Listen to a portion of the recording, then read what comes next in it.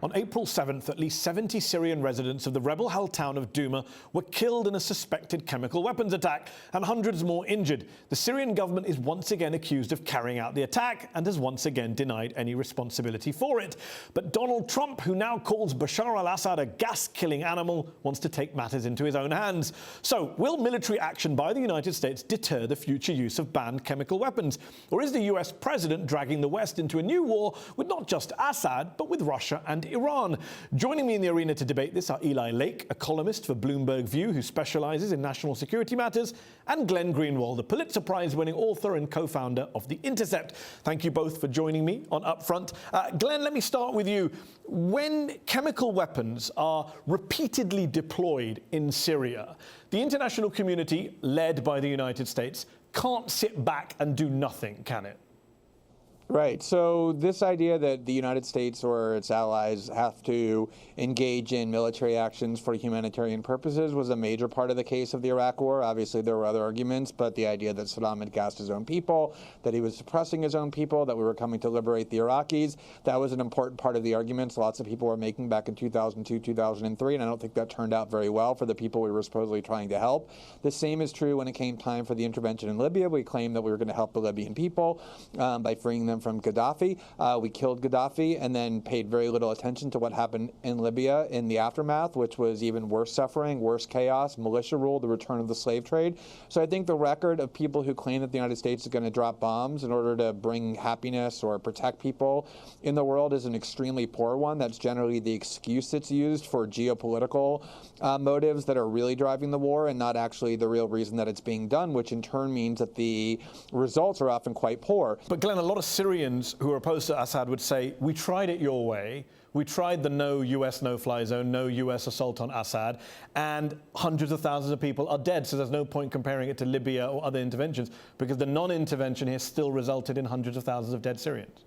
Yeah, I mean, that's always, a problem is that you can take a problem in the world that's really horrendous, as the civil war in Syria to any decent person obviously is, and then just immediately assume that you as a foreign country thousands of miles away are capable with your military of improving that situation because that's something that you want to believe. But oftentimes all you can do, the only options available to you are ones that make it worse. Well, I just think that's wrong. I think there are plenty of examples of times when American-led air power, such as the no-fly zone in northern Iraq between the two Gulf Wars, that first of all stopped a horrible slaughter of the Kurds, and second of all, it created the space for the creation of the Kurdistan Regional Government. Now, I wouldn't compare the Kurdistan Regional Government today in northern Iraq to Switzerland or France, but it's certainly better than almost all of the other alternatives in the region. And that was only possible because American air power was protecting that region from Saddam Hussein. Second of all, the comparison is a little bit off that Glenn makes, in my view, because the lead up to the 2003 war was really about the Iraq War from 2003 was really about enforcing the ceasefire that ended the 1991 Gulf War, which required Saddam Hussein to account for and dispose of his weapons of mass destruction. And part of the justification was that in the end of the Iran-Iraq War in 1989, Saddam Hussein had used chemical weapons against Kurds, yet again, in Halabja. But at the time, the U.S. policy was that Saddam Hussein was largely an ally, and it still sold grain credits to Saddam Hussein. So there really wasn't much of a moral leg to stand on. This is responding in the moment to a chemical weapons attack. It is not an isolated incident. It's not a one-off. We've seen chemical agent used in Skripal in the UK. We have seen Kim Jong-un use it to kill his half-brother. It is becoming, unfortunately, to use an important term of the moment, normalized. If you want to reverse that trend, Bashar al-Assad must pay a very heavy price. Ideally, I would like him to stand trial for his crimes against the Syrian people in a revolutionary tribunal after, a glory. But if that doesn't necessarily happen, someone needs to step in. Because if it is perceived... That someone is the United States. Well, who else is it going to be? The United States still remains the leader of the world. If Glenn Greenwald would not like that anymore, that's fine. But if the United States does not do this, no one will. Well, let's ask Glenn Greenwald.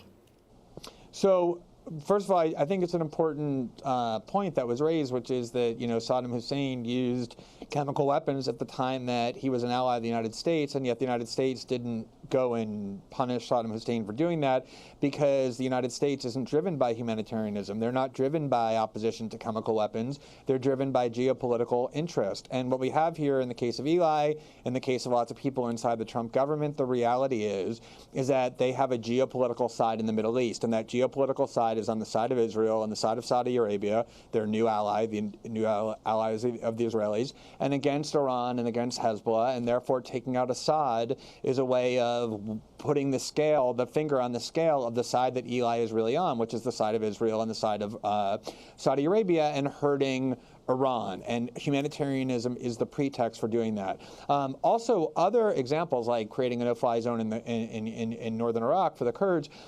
In this case, what we have is a country where there is a very serious military presence on the ground of a nuclear-armed country called Russia, so that if we start doing the sort of thing that would be necessary to cripple Assad's air force or to in any way harm Assad, we're going to be not only bombing Syrian military installations, but killing lots of Russians as well. So what you're talking about is a serious risk of an actual hot war between two countries that have very deep-seated animosities going back decades, and thousands of missiles pointed at one another's cities with nuclear tips and archaic Cold War systems ready to be triggered at any moment. It's extraordinarily dangerous, the kind of thing that Eli is talking about, even though he's using very moderate tones to do it. The risks are enormous in terms of having this kind of turn into a conflagration that nobody is anticipating. Put the cuffs on me. I'm against the Iranians. Glenn is correct on that. And I fully say one of the reasons I'm against Iran and I'm against Russia at this point is because they have enabled, funded, and supported this ghastly humanitarian crisis, which can't be compared to anything that Israel or Saudi Arabia or Sisi in Egypt has done.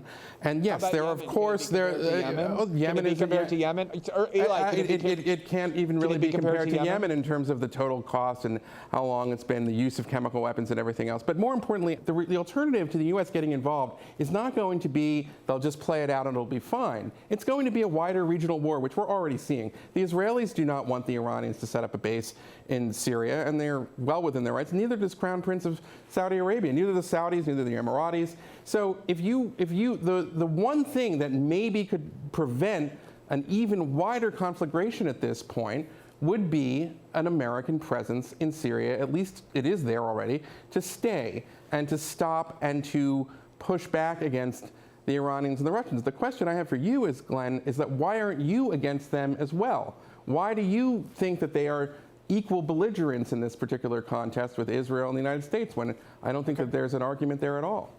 The problem is, Eli, is that I don't think the message that you're claiming is going to be sent by having the U.S. attack the Assad government in this devastating way that would be necessary to really send the kind of message you're talking about. I don't think the message is going to be that's going to be received in the world is the message that you're claiming is going to be sent. Everybody knows that the U.S. has supported regimes in the past that use chemical weapons. Everybody knows that the U.S. right now is supporting Israel as they slaughter journalists and peaceful protesters on the border with Gaza, which is also a violation of the laws of war, that you don't seem very interested in sending a message that people aren't allowed to do that. Everybody knows that Saudi Arabia is deliberately bombing civilians and blocking medical care and medical aid to suffering children dying of all kinds of hideous diseases and starvation in Yemen, because we don't care about that because that's our ally doing that. And that's the message that's going to be sent. Everybody understands outside the United States that the real reason for this military strike will be that Assad is an enemy of Israel and the U.S. found an excuse to go and attack him. That's the only message that's going to be sent. And we're risking a huge war in order to go do that with a person who is commanding the armed forces, who people have spent the last year saying is unstable, is mentally unfit, has the onset of dementia, is purely driven by ego, has no moral limits. That's the person that we're going to be empowering to lead this extremely dangerous war with very little benefit in sight, and that's why I'm so opposed to it. Just deal with the charge that Eli made earlier. I just want to get your response to that you're soft on Iran and Russia. Why, was his question.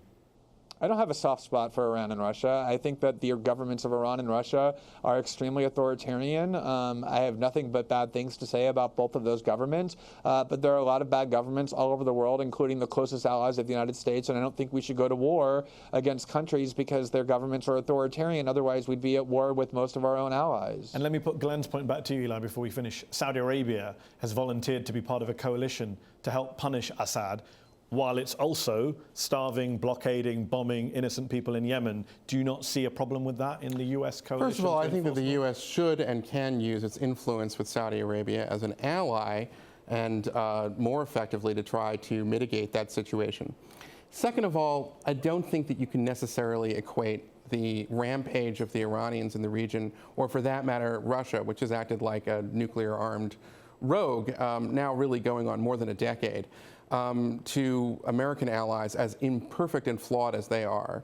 And finally, I just don't think that the argument, I think what this is really like an Yemen has been described as one of the biggest humanitarian crises. When you say imperfect and flawed, it sounds like, you know, to take your language with Glenn, it's just a flaw. It's a little imperfection. No. All right, it's listen. like a typo. You know, it's just the Saudis aren't perfect. That's all. They're just not, they have some flaws. The big difference here is that in terms of raw political reality, is that the Iranians are responsible for the roadside bombs that have maimed and killed in excess of 2,000 Americans in Iraq and Afghanistan. They are a sworn enemy. They had a rogue nuclear program. What were the Americans doing there? What were the Americans doing in Iraq? Hold on, wait a second. What were the Americans doing in Iraq? What were the Americans doing in Iraq? Training an army, protecting a government the ones that was that elected, the Iranians and were helping killing. them write a constitution? I mean, I'm sorry, Glenn, you know, try that on someone else.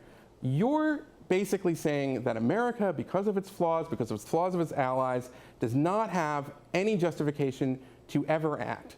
I think that Syria is the refutation of that, because we're watching the consequences of non-intervention there, because we feel bad that we made mistakes before. And I just think we're through with that. We have to move on. Glenn, last word, very briefly. The United States hasn't had a policy of non-intervention in Syria. It has armed the Syrian rebels to the tune of $1 billion a year, not enough to overthrow Assad, but just enough to keep the war going. So the United States has played a big role in the events in Syria thus far. I don't think they're going to solve the problem under Trump. We'll have to leave it there. Glenn Greenwald, Eli Lake, thank you so much for joining me in the arena.